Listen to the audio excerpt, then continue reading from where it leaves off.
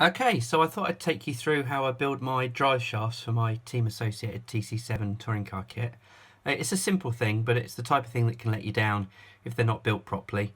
So I just thought I'd take you through how I do it.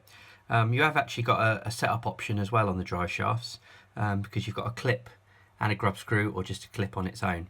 So if you run with just the clip, the drive shaft's going to have more play basically, and it doesn't support the car so well. So if you've got the drive shafts in the rear, and you run just the clip, the rear end is going to collapse more, so you're going to lose rear traction. So in the UK, on sort of a medium grip track, medium to low grip track, I tend to run the grub screw and the clip because it supports the rear of the car better, makes it more stable. But if I went to a higher grip type of track, a coated track where there's more traction, then I would try just the clip in the rear, just so that it loses a little bit of rear traction. Gives you a bit more steering. It's sort of a halfway house between the double joint drive shafts and a standard drive shaft.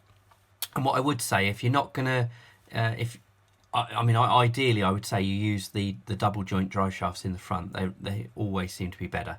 But if you don't want to and you just want to run the kit ones, then obviously in the front just use them without the grub screw, so it's just the clip. So you get that little bit of play, and you just get less chatter basically on the steering. Okay, so let's go ahead and put this one together. So I've got the grub screw here on the end of the driver, and I'm just going to put some thread lock on. Always use thread lock on drive shafts, drive train, anything that's spinning basically, that's got to be held together. I see so many people have drive shafts fall apart. Okay, so just make sure when you put it together you sort of wipe that around, just so you get a bit of thread lock in there, so it's not all just sort of like coming out and not actually getting any in the thread. So that's in there, and then I'm just going to dip that in the end of the joint grease. I always grease my drive shafts. I don't particularly like oil because I think it just flies off, and I certainly wouldn't run them dry because they last 5 minutes.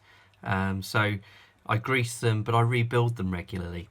Most weekends when I'm running, fortnightly or whatever, just take them all apart, drop them in a pot of brake cleaner, give it a good shake, and then put it back together exactly the same as this. And if you do that regularly and grease them, so they don't get covered in dirt and turns into grinding paste, they last for ages. So that's what I do, and it's ages before it even loses the anodizing, let alone starts to wear. Okay, so I've got a nice dollop of grease on the end of there. So I'm just going to get, like I did with the thread lock, just sort of wipe it to make sure you get most of it inside, and then put your finger over the end, and then when you push it in, all the grease pushes back inside rather than just flying out the back and losing everything. Okay, so that's that done.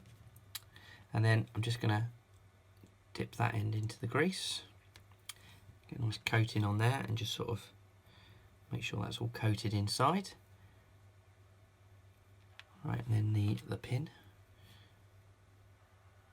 Just get a little bit on the end of the pin, the same, so it just sort of pushes everything through. So everything's just got a little coating of grease on it, basically.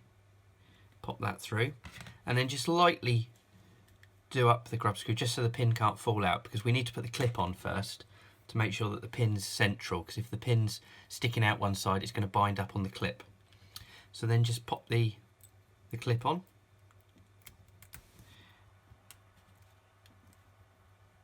Pop that into place.